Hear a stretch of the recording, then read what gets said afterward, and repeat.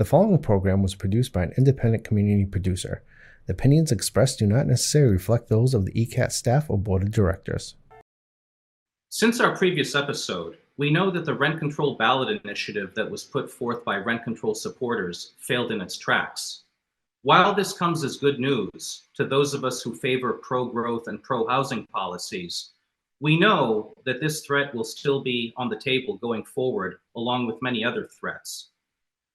Many of you have contacted us to say that you're frustrated and that you want to leave the state. Many of you have said that you feel alienated from people in government who just don't understand the challenges that property owners face, as well as the important work that we do. Today, we're going to hear from someone who did serve in government who will give us his perspective on the issue while talking about the importance of competitiveness in Massachusetts to keep businesses alive and to help renters and owners flourish. While you listen to this conversation, I hope that you'll keep an open mind and an optimistic attitude about all the good things we can achieve through education and advocating for ourselves.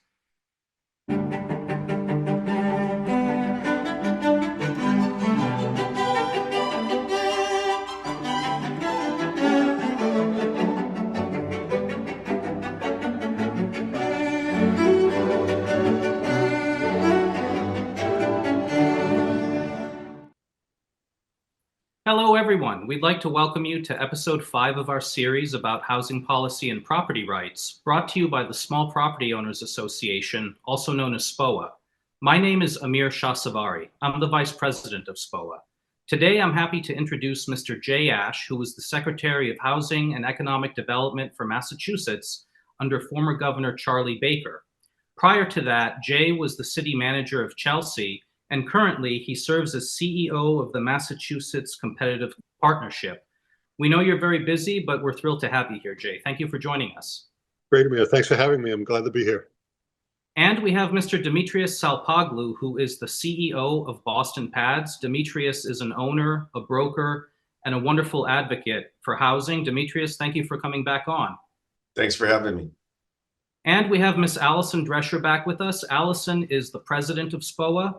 She and I came to SPOA in 2020. We were both elected to leadership positions that same year. And since then, Allison has been a tremendous leader, calling for fair housing policies without leaving property owners behind. Allison, it's always a pleasure to have you. Thank you for hosting today, Amir. So I'd like to begin by talking about the special relationships that small mom and pop property owners have with their tenants. Small businesses throughout Massachusetts are run by small business owners. Many of them have businesses that are female, minority, and family owned. And as a group, we provide over 60% of the rental housing in Boston and throughout the Commonwealth. And it's a very, very overwhelming time. A lot of people in our business are leaving. They are calling us, they are emailing us, and they're telling us, we're through. We just can't stand it anymore. And their side of the story is rarely told. Often we hear about rising costs and how those rising rents affect tenants, and definitely we sympathize with our tenants, but you rarely hear about the rising operating costs and the burdens that owners have to deal with, especially the smaller owners who are more vulnerable. And when you think about the COVID-19 pandemic, we were happy to see government throwing life jackets to all the tenants who needed them while we were all mutually swimming in the ocean. But those life jackets were very slow to reach us. And eventually, even though we were grateful to the state government for providing millions in aid, the fact of the matter is that even to this day, a lot of small owners have had difficulty recovering from the substantial amounts of rental income that they lost during the pandemic. On top of that, the eviction moratoriums definitely didn't help. Those moratoriums essentially forbid owners from removing people who weren't paying. And, you know, ideally, as far as SPOA is concerned, we always try to find a middle ground. We want to help our tenants, but someone has to speak up for the property owner. People have to know that we don't have money growing on trees in our backyards. We run small businesses that operate at the margins, And it's a very delicate ecosystem because we not only help our tenants, we're not only more flexible with our tenants compared to larger corporate owners in general. And I'm not knocking those people, I'm just talking generally. But we also give business to many other businesses throughout the Commonwealth, from the tradespeople to the banks and the insurance companies. And so we have a lot of challenges. Now, we just talked about the pandemic, but on top of that, we are also overwhelmed by very dangerous policy proposals, including rent control, tenant opportunity to purchase, known as TOPA, the proposals that have to do with eviction ceiling. And when we take all of those together, as if it wasn't bad enough already, we're looking at the prospect of not being able to collect our hard-earned rental income, watching our housing stock fall further into disrepair, watching operating costs rise even more, having more difficulty removing non-compliant tenants from our buildings, not only to our detriment and the detriment of our properties, but also to the detriment of the many cooperative tenants who rely on us to provide them with safe housing accommodations. Moreover, if TOPA gets passed, property owners will have a very difficult time selling their properties at a reasonable price, given the way that third parties will be able to interfere in the transaction process between owners and prospective buyers on the free market, given all the delays that will ensue. And if eviction ceiling gets passed, the safety and the security of property owners and their existing tenants will get compromised, given the fact that people won't have access to eviction records of prospective tenants and possibly criminal records as well. And so that's why it's important to donate to SPOA. I'm going to put the address on the bottom of the screen. You can donate at www.spoa.com/join. We are a group of volunteers. We do this work for free, and therefore to bring you webinar series like this, to bring you our newsletters, and to advocate for you at city council meetings and meetings at the State House, we definitely need your help to keep going, because we are on the verge of becoming endangered, and we can't really stand to have the fragile, the sensitive ecosystem get damaged, because it's not only bad for business, but it's also bad for the tenants who depend on us. And having said that, I just want to turn it over to Jay. And Jay, I wanted to ask you if you could tell us a little bit more about your background. What made you decide to get into government to begin with? And when you served as city manager of Chelsea and secretary of housing for the Commonwealth, what are some of the things that you were most proud of? Well, thanks for having me again, Amir, and it's great to be with you. And I do want to commend you and SPOA for the work that you're doing. Your opening comments were spot on about making sure that small business owners of all shapes and sizes in all different sectors have a voice up on Beacon Hill, and I do believe that small property owners have not had that voice fully articulated. So congratulations on taking that on. Public service has always been in my DNA. I think I was age 10 when I did my first political campaign, and local guy was running for school committee, asked a group of us kids if we'd go out and hold signs for him, and then he took us out for Chinese food afterwards. And it was the Chinese food that hooked me on politics and public service as an outreach of that. I studied government in college with the intention of getting into government, and was very lucky to jump right in. I was first a legislative aide at the State House for 11 years, where I learned an awful lot about the legislative process, and then had the opportunity to go back to my hometown of Chelsea and work first as a planning and development director and then as city manager. No better job in the world than being city manager hometown. I was the kind of guy who grew up always saying that if I was in charge, this is what I would do. And lo and behold, the city councilors made me the guy in charge. And for 14 years, we got to do some miraculous things in Chelsea, including adding to the housing stock by 10%, which is a major achievement in an older built-out community. And just talking about Chelsea for a minute, as much as I'd like to talk about all the development that's taken place in Chelsea and how proud I am of that, when I became involved with Chelsea, we were as a paid employee. We were just emerging from state-ordered receivership. Chelsea had gone bankrupt both fiscally and politically. Probably the biggest success that we had in Chelsea during my tenure was twice winning national awards called the All America City Award, which is an award bestowed upon 10 communities a year throughout the country. We won it twice in the time that I was there, so very excited about that. As I was serving my hometown of Chelsea and enjoying it, a guy who was running for governor gave me a call one day and said, Jay, I just want you to know that if I get elected, you're going to be the first call that I make. And sure enough, a couple of months later, candidate Charlie Baker got elected to be the governor of the Commonwealth, and true to his word, which he always was with me for all the time that I dealt with him, he gave me a call and asked me to be his his Secretary of Housing and Economic Development. The interesting thing about that, of course, Amir, is that Governor Baker's Republican and I'm a Democrat. And so that made lots of news that the governor had reached across the aisle for her first cabinet appointment to select a Democrat, and I was honored to be that Democrat. During my time as secretary, I had lots of things that I was very proud of. Certainly proud of helping to bring the Woo Sox to Worcester. That was a major effort of ours, and bringing GE's headquarters from Connecticut to Massachusetts was another proud moment. But the proudest moment that I had was the one that Governor Baker had assigned to me right on, which was that we were over relying on hotels and motels to house homeless families. Sounds like an issue that we're dealing with today. At the time that we took over, Governor Baker and I, on this, we were in 47 hotels around the state. And by the time I left, we were only in one hotel. So we had gone through and helped as many as 3,000 families, probably more, find permanent safe housing in the Commonwealth. A lot of the help was from members of your organization and others who are part of the solution to the housing crisis that we faced then and that we face now. So I've had a good run in government for many years, and these last 5 years I've had the opportunity to run a nonprofit called the Massachusetts Competitive Partnership, and we can talk about more of that if you'd like.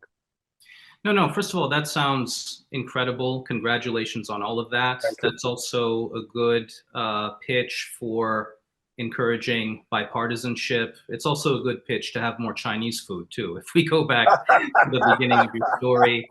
But I thank you for that. And on that subject, yeah, I mean, you talked about your nonprofit, the Massachusetts Competitive Partnership. Can you tell us a little bit more about that?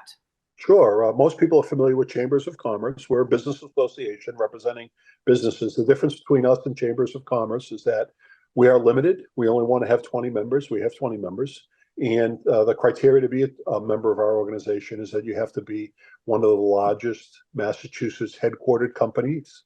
And only your CEO can represent you, can represent the company amongst our members. So I have a group of 20 CEOs around the table representing the largest employers, the largest companies headquartered in Massachusetts.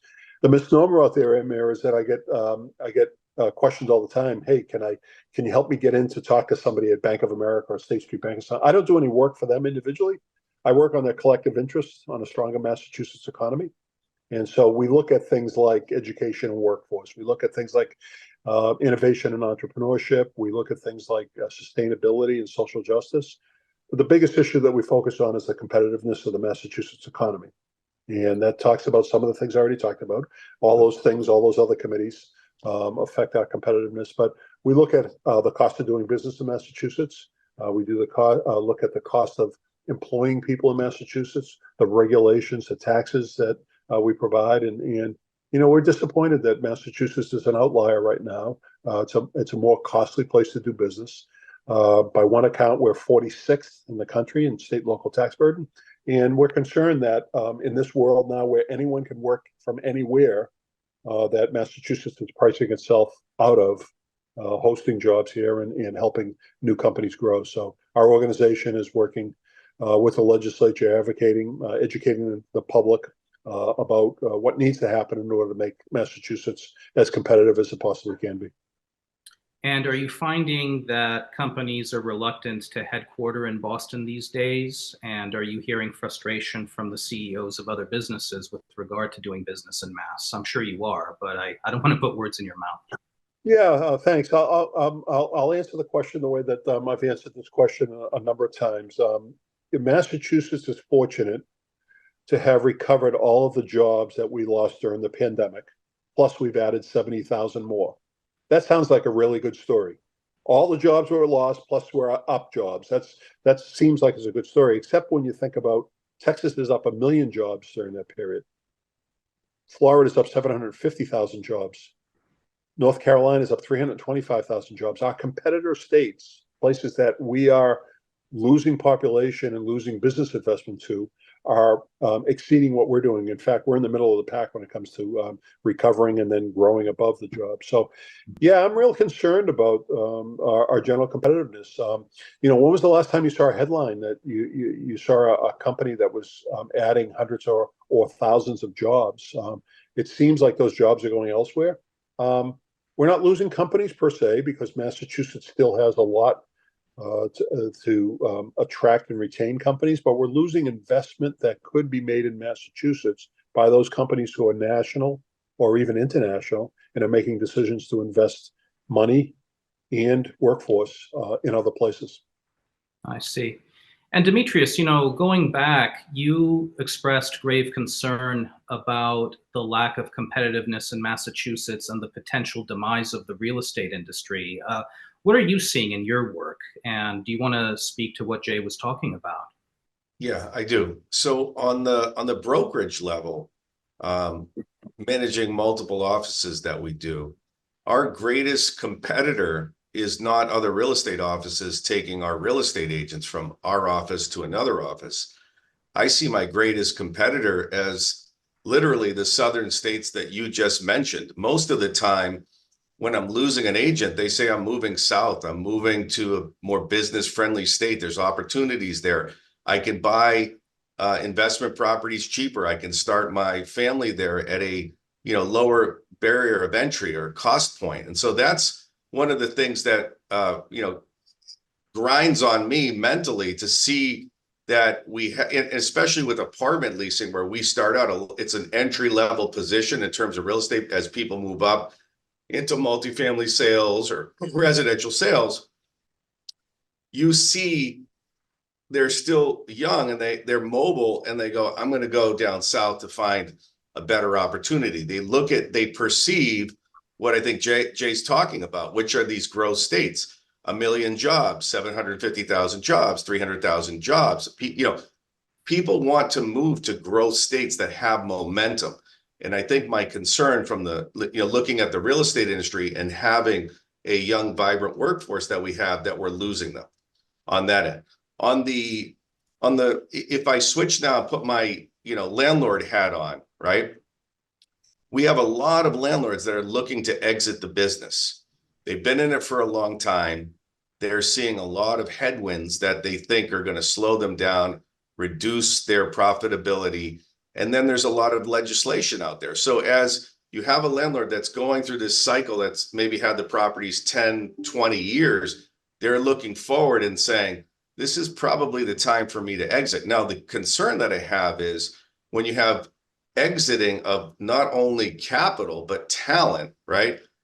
I'm also hearing it today. I had a conversation with a closing attorney that, to Jay's point, which is ironic, he can do 95% of his work from another state and it's all electronic. And maybe he flies up once or twice, 3 times a year to just work his relationships with his clientele and his existing business. He's going to uproot his whole family and move to another state. And he's going to have a bigger house, lower operating costs, lower taxes. And I think we're, as such an innovative city as we are here in Boston and Massachusetts, I think we're not looking at the bigger picture, and we got to start working on a few things.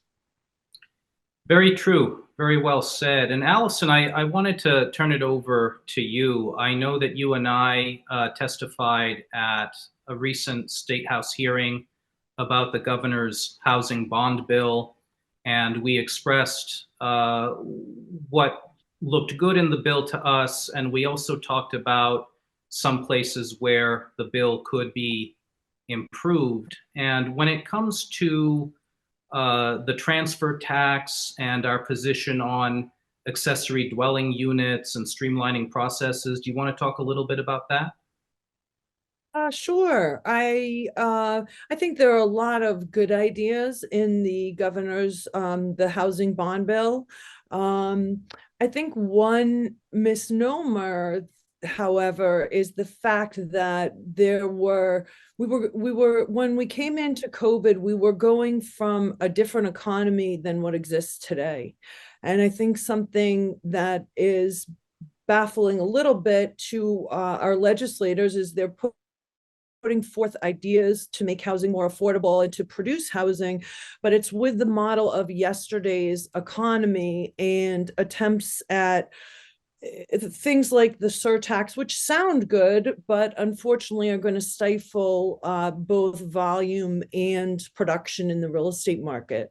So I think one thing we have to be very careful of is just the demoralization of some of the landlords who do provide this large amount of housing, especially at a time where production is really going to get us where we need to be, but is not the financial environment is not as conducive certainly as it was pre-COVID.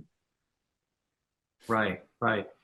And when it comes to the issue of taxation, we did not testify in favor of the transfer tax. And when you think about it, there's also the millionaire's tax that got by very narrowly at the ballot box recently.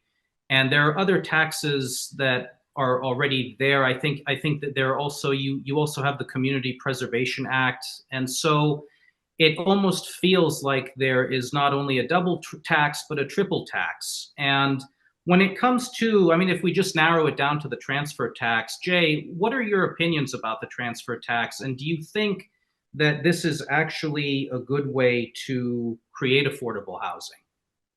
Actually, I testified at that very hearing as well, and I testified against the transfer tax, as well as I testified against the inclusionary zoning changes that were in the bill as well. So when I think about taxation, I think that we all have a limited capacity to pay taxes, and government has the choices as to what to use that capacity to spend on. It seems to me that when I look at statistics from the Tax Foundation, the national organization that watches what happens with taxation around the country, and they come back and say that Massachusetts is number 46 in the country on state and local tax burden, that would suggest to me that we've already tapped into the capacity that we have, and in fact, we've already over relied upon that capacity.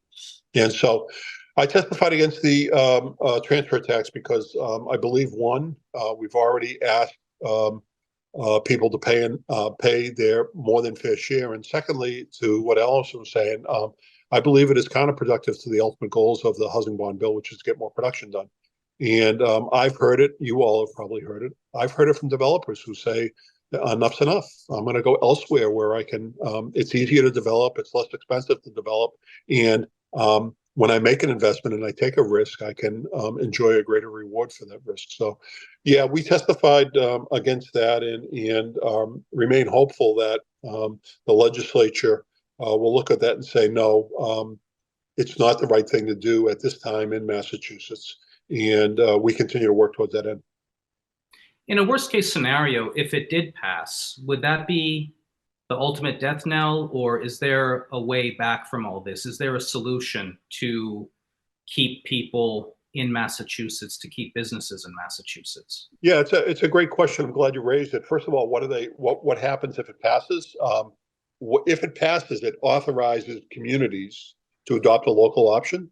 So it doesn't automatically establish that there would be a tax or a transfer fee. Local communities would have to vote to accept that. So there would be additional discussion and opportunities for the general public to weigh in at local city and town halls. If it does pass, there's always an opportunity to repeal something. it's possible that people go to the ballot and put together a ballot question to repeal a tax. That's happened in the past in Massachusetts as well. It's also possible that state policymakers take a look at what the impact is, agree with us that they shouldn't have done that, and repeal it on their own. So there are a number of options that are available, but none of us want to get there. The fact of the matter is that we all need housing, more production, and putting more burden on that production is not going to help to get that production done. We need to be clearing the pathway so that developers and investors can make housing happen. And, I'm a believer, I think all of us are a believer here, that the private sector wants to and can solve Massachusetts housing crisis if government creates an environment that allows for development to take place and promotes the type of ownership that has created naturally occurring, affordable, and market rate housing in the past. I think we're also seeing municipalities. We're coming out of record economic conditions where there's been a lot of dollars available to spend on various projects and things. And I think sometimes the municipalities are also not considering how they fit into the bigger picture within the state of Massachusetts. So you see a lot of local municipal real estate taxes going up and spending at a level where I think small businesses are more familiar with that and the sort of boots on the ground concept and have been reining in spending since COVID. And it's just a natural, slower reaction in the public sector. But I think that is another issue that is affecting competitiveness in Massachusetts. High local real estate taxes within the basic picture of the tax structure that the state is adopting.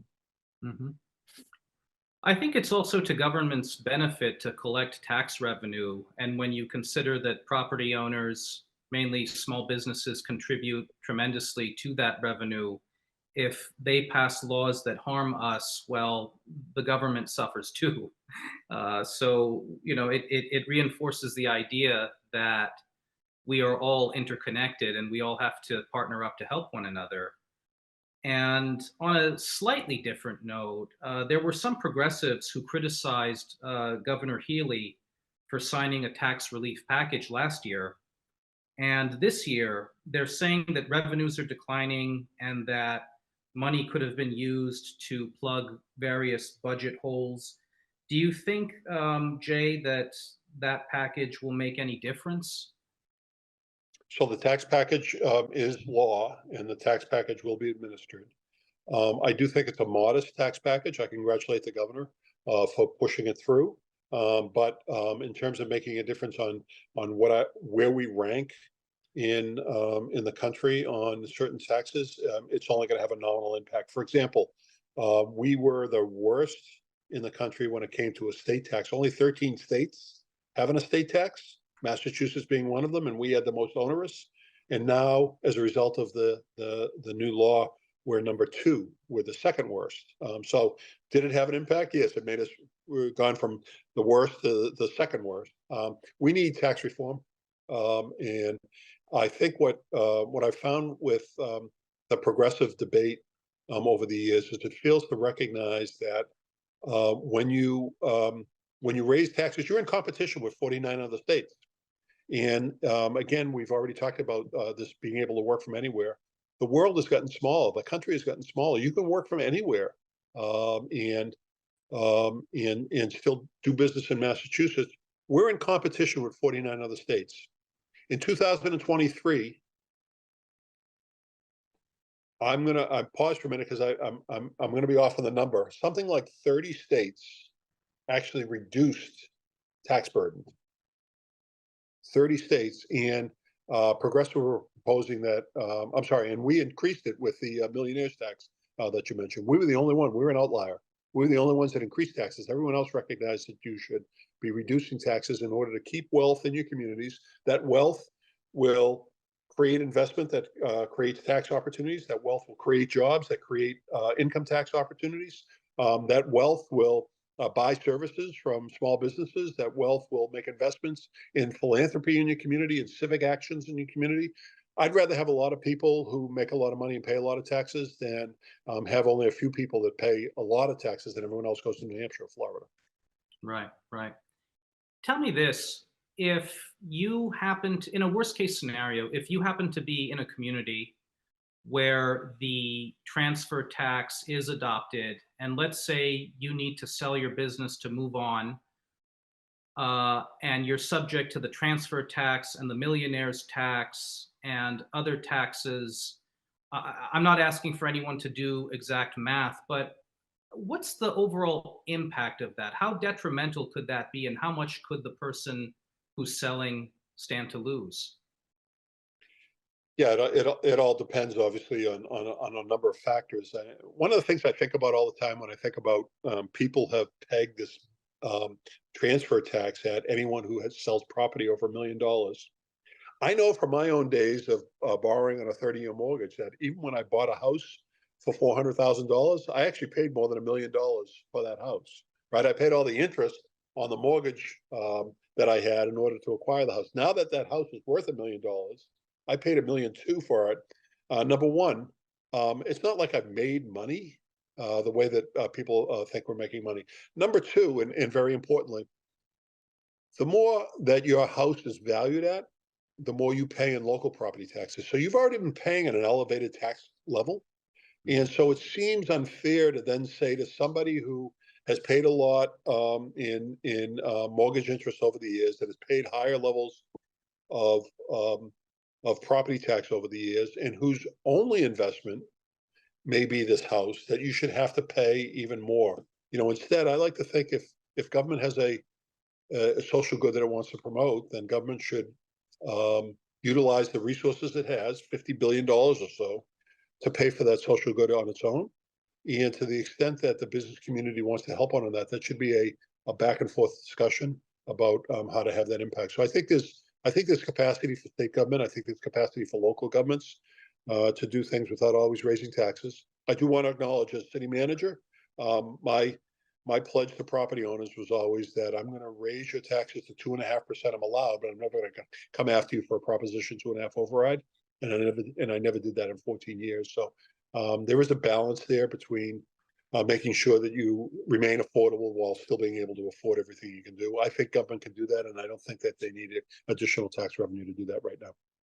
Well, I think Jay hit it on the head earlier, where I've never seen more development deals on my desk, ranging from as small as 30 units to 230 units. And these are landlords that want to move forward, but the overall environment causes them to pause. And so, it's a little bit disheartening because, you go through, like, almost every developer wants to see they put a lot of time in to buy the land, source the land, figure out the deal, architect, zoning, all these things that you go through to get to a finished product. And then all of a sudden, the environment changes. We've had high interest rates. They look at all these headwinds. We've had high energy costs. Every energy cost here in New England is very high, especially in Massachusetts. So when they pencil these things, they just don't pencil. And then to add to that, they add these huge affordability components to it, where X amount of units have to be affordable. And when we're doing the math to figure out if we can sell this product or not to somebody else, because the developer doesn't want to do it anymore, there's also that affordability component in the deal that you just write off as a loss. So it's no small surprise to me that we have so many development deals just sitting on a desk going nowhere. And ultimately, it's supply and demand. And I think it's almost insidiously weird if you think about it. The less you develop and the less properties you get developed, the higher the prices stay on the property. So in a weird sort of way, it kind of bakes in the high cost or the high purchase price of properties, because we're never getting to affordability because we just can't produce enough property. So I think that, and most people can't unpack that slowly. They're not, and it's not their fault. It's not like they go to development meetings and they sit there and they go, this costs this costs that costs this, carrying costs this, interest rate this, and the cost of labor and everything else. Before you know, you look at a deal, it doesn't pencil, and it doesn't pencil over and over. And so here we are. We don't have economic viability because of the fact that we have so many headwinds against us. So I think that, you know, if the state was serious about it, maybe we need a moratorium on all affordability requirements in the developments themselves, so that developments can move forward, because we're in a different environment than we were when we had 3 or 4% interest rates, low energy costs. It's almost like we're hallucinating. We're back in 2017, 18, 19, and we're still operating, but the conditions changed on the playing field, but no one's taking that into account, if that makes sense. It does. It does. When it comes to rising energy costs and other operating costs, are there any potential solutions when it comes to that? And are there any concerns with regard to other energy proposals and restrictions and mandates that have been put out there? Well, I mean, yeah, Demetrios, go ahead.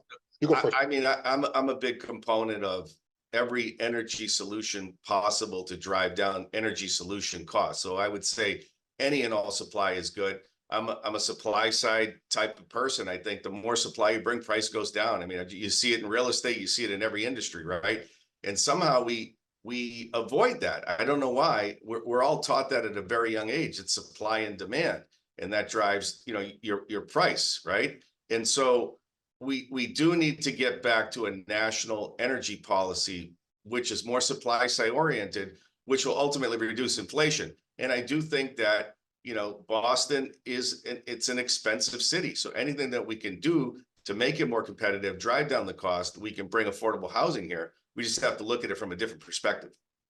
To state government's credit, it has been looking at alternative energy sources, and there are opportunities out there, be it hydro, be it wind, be it solar, to provide for more sustainable, cheaper, cleaner energy out there. The problem is that the same time government says it wants it, government often puts up regulatory hurdles to the achievement of that. So, you know, Governor Baker was famous for saying that Massachusetts coast, we are the Middle East of offshore wind.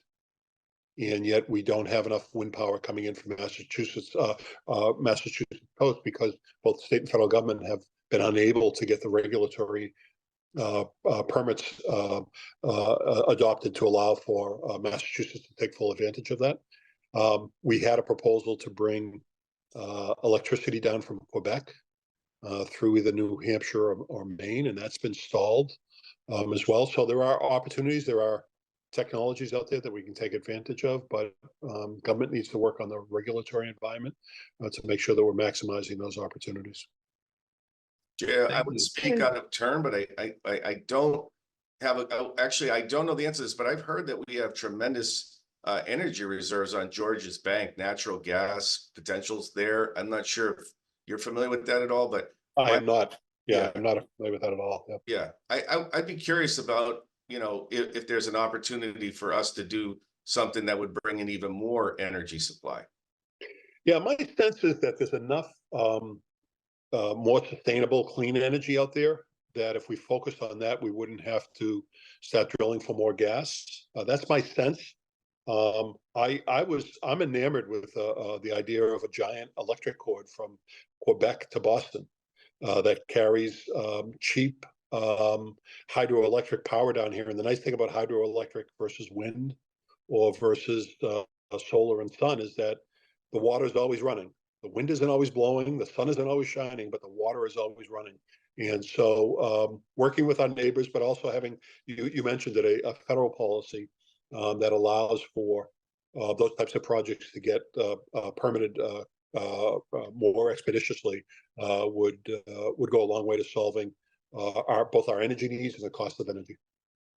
Boston is going to have some challenges, I think, just in terms of, again, timing, as some of these larger buildings in the financial sector are grappling with refinancing or their mortgages come up. They need to go back to the banks for new money, and they're going to figure that out.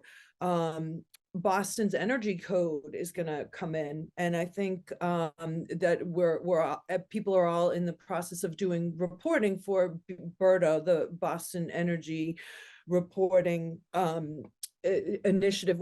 Of course, everybody is behind new energy. It's an incredibly important thing to be doing for the environment. But I don't know what is going to happen when we have these older buildings in a colder climate confronting both banking relationships, increased interest rates, and energy burdens that they need to fulfill to the city of Boston. So I think there's going to have to be some very creative thinking around that to keep the tax revenue from the commercial sector of the financial district, from the city coming in to fund Boston's budget. But Demetrios, when it comes to that statistic about the young people who want to leave, I know you were talking about competitiveness with southern states or other low tax states. Do you think does it have to do, is part of it, I'm sure a big part of it, let me rephrase that, a big part of it has to do with the high cost of living. But when you hear some folks out there say that property owners are the guilty ones who are responsible for all that, when you hear some people say that the real estate industry is working some sort of magic voodoo, you know, as if we're all responsible for inflation, it's all our fault.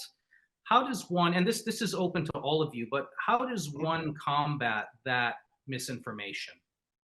Well, you unpack it bit by bit. It just takes a while, right? I mean, find me a affordable plumber, you know, find me an affordable electrician.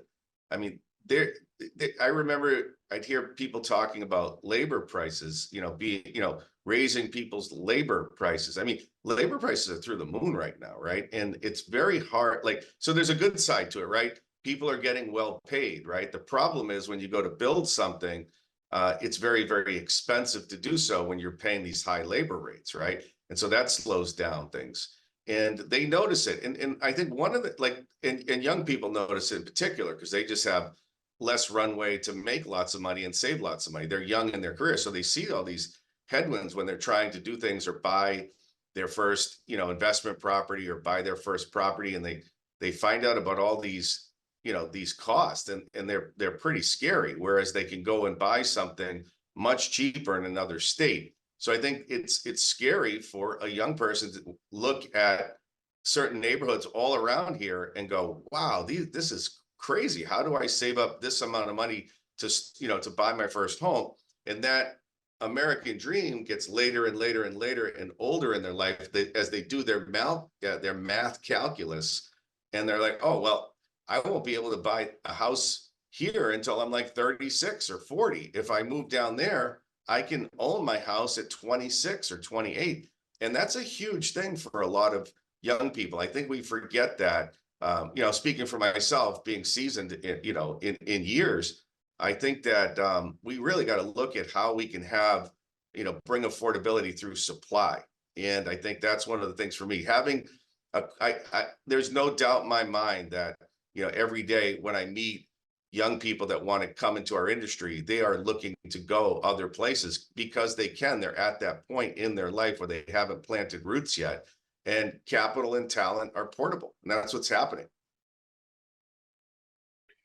So I wonder if I could just reflect on that a minute. And Amir, the question that you asked also suggested that there needs to be some education involvement, something that somebody should do in order to change what happens. And, you know, this discussion is an important part of it, but it's really important that everyone in the Commonwealth, not just the loudest of people in the Commonwealth, get heard about what's happening in the state and what the options are elsewhere. I'm always impressed when I talk to legislators individually, and I have the opportunity to have a back and forth with them about what my experiences and ideas are. And I would suggest that, you know, the people that are watching this, the people that are members of your organization, the people who are friends out there that are small business owners, that are small property owners, that they ought to make an appointment to see their legislator. They ought to make an appointment to see their local city representatives and talk to them about the challenges that they have and they experience, and also the opportunities that they provide. When I grew up in Chelsea, mom and dad got divorced, and we didn't have public affordable housing at the time. We had a landlord who was charging us a lower rent, knowing what the situation we were in, for some time until we got public housing, to then be able to save additional money. The contribution that your property owners make in our communities to provide for affordable housing, to give people safe roof over their heads, and to take the worry away from that aspect of their life, so they can focus on education or jobs or their kids, is really an important and valuable one. And yet I don't think that message is communicated all the time to the legislature, and it should be. And the place to do it is not in large hearing rooms where there are 300 or 400 people who have different ideas about what bills should be adopted and what money should be spent. But instead, it's one-on-one conversations, both in legislative offices and back home in the district, talking and explaining and showing what it costs and what the benefits are, so that legislators have a better idea when they're ultimately making decisions about the legislation before us. I appreciate everything you said, and it's very true. Relationship building is very important, and we have to keep encouraging our constituents to contact their representatives to voice their views and their concerns. Allison, did you want to make a point? I mean, I think Jay's absolutely right. I mean, I think one of the crucial things that we've been trying to articulate at SPOA is our voices, that we want to be part of the solution. I think that if you are a landlord, whether you're a small landlord or a big landlord, I guess you encounter many problems repeatedly, but most days bring a new problem you've never seen before.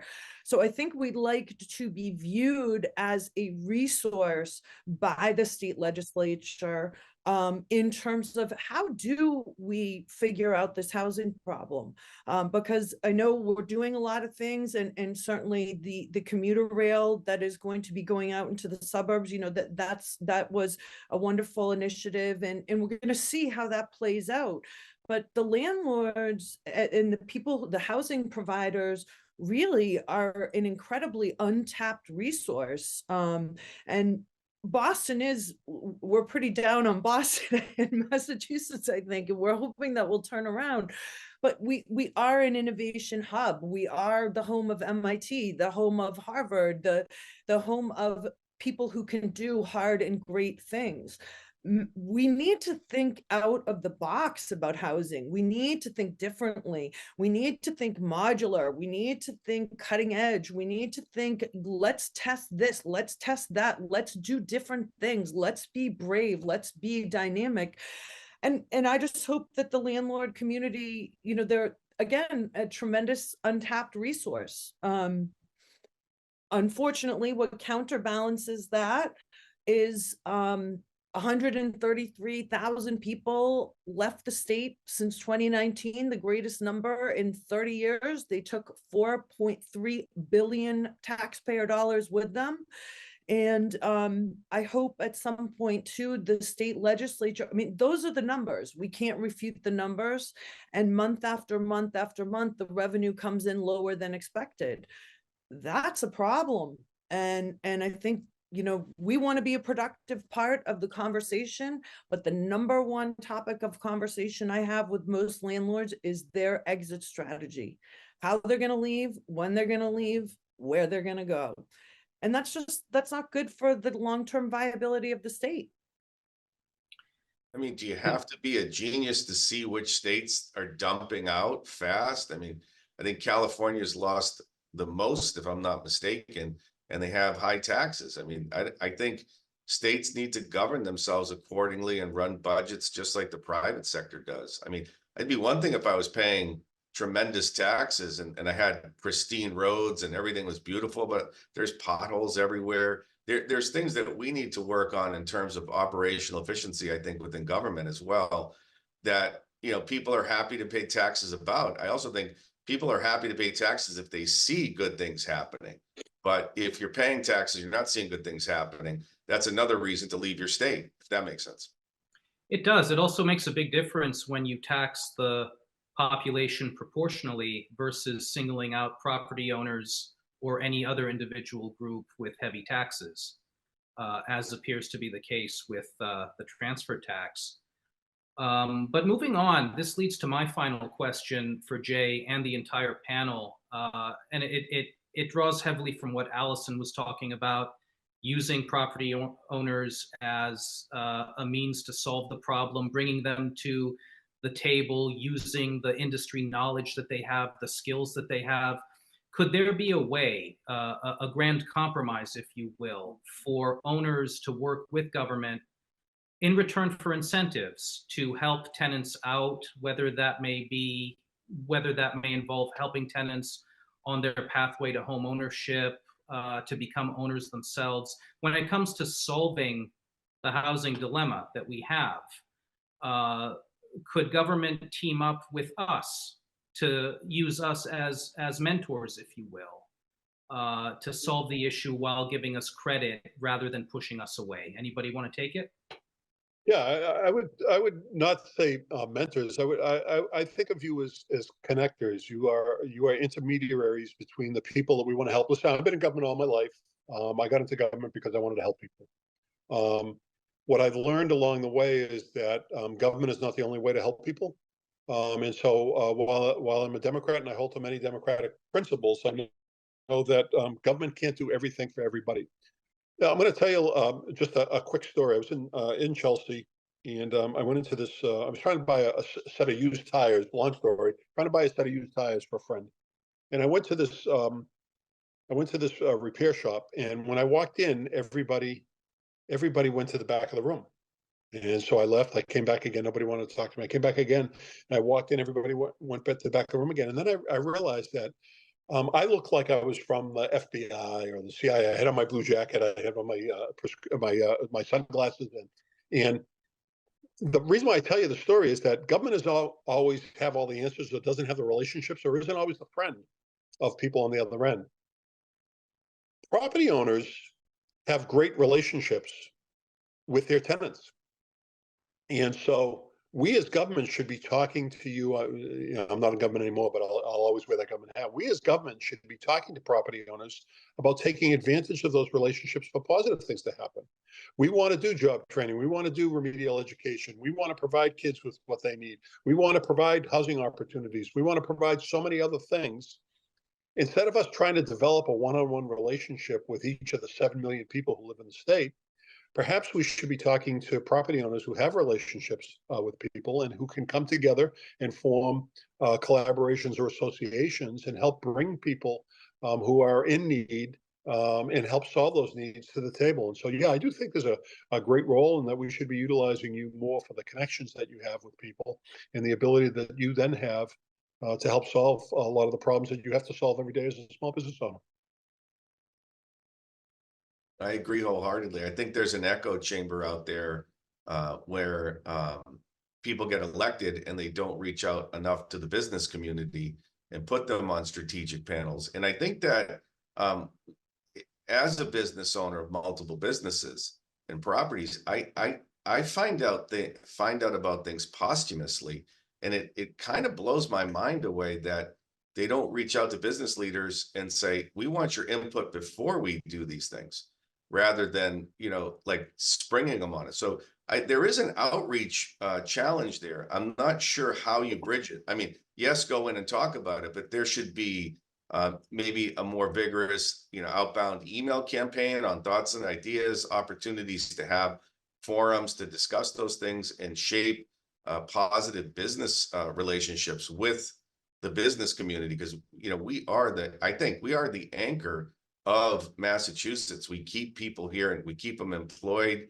and I think we raise our tax base. But I would be remiss to say, I don't see my phone ringing that often from government officials saying, how can we make this better, faster, stronger, more efficient? So Demetrios and Jay, what Demetrios just described, is that a type of private-public partnership in itself? And if so, can the small business owner benefit from it and make a difference as much as a large business owner? I think there's a lot of fair criticism that was just levied, and I was smiling as it was being told, because people would probably level that to me. You know, I was in public sector for more than 30 years, and there were probably times that I wasn't as transparent as I should have been. It's also important to remember that small business owners have a lot of other responsibilities as well. I admire small business owners, and that includes small property owners, so much, because of every day you have a different challenge and you have to solve that challenge. You don't have anyone else to solve that challenge. You have to solve that challenge. So we have to find a way. Government has to find a way to communicate effectively, to use your time as most efficiently as we can. And that includes being more transparent. I had a teacher in 8th grade who used to say, whenever you point your finger at somebody, your thumb points back at you.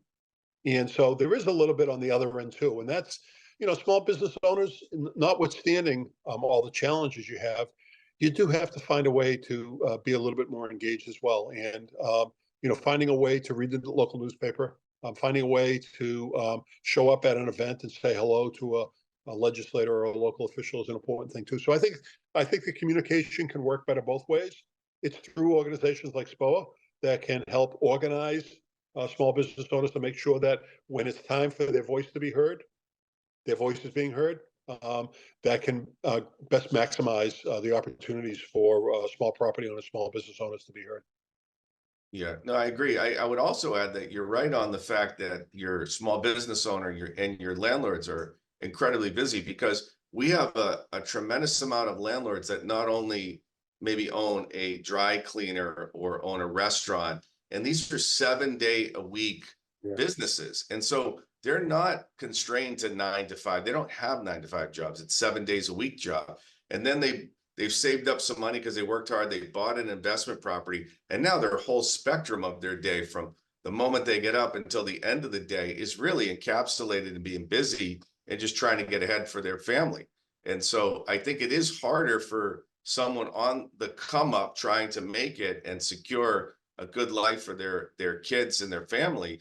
They're working more, so they're not always privy to even having the time to read things or engage. So I think putting out more information in an open manner, maybe that's through pushing technology, different emails, et cetera, would be helpful. Yeah, somehow we've lost that storyline. Policymakers often think of the wealthiest, most successful as being everyone in the group, and we know that there are a lot of good people out there that are working hard every day but just barely get by.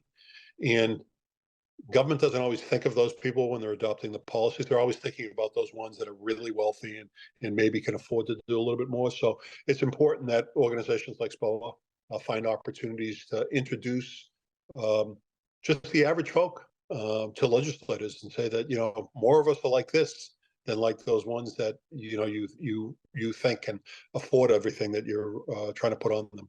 Thank you, Jay. SPOA does advocate for conscientious and responsible property owners while calling for reasonable housing policies to protect everyone.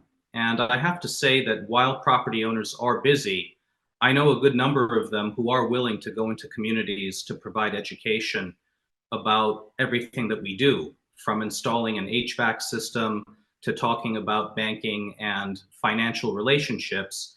And perhaps that could be a beginning point for establishing a partnership with government to help out our tenants while helping out ourselves, because we are entrepreneurs, and entrepreneurs always enjoy watching other people do well. So I appreciate your comments, and it is all about finding common solutions to common problems that affect all of us, rather than vilifying rental property owners or any other group through the politics of resentment. So we also have to be on guard to fight against that. I want to thank all of you for joining us. It was a great discussion. I want to remind all of you to go to www.spoa.com. Please make a donation, and please join us if you haven't done so already, because we need all the help we can get to fight the good fight and to educate others, including people in government, about the important work that we do and the good work that we do. So let's keep fighting the good fight together. My name is Amir Shahsavari, and until next time, I wish you well.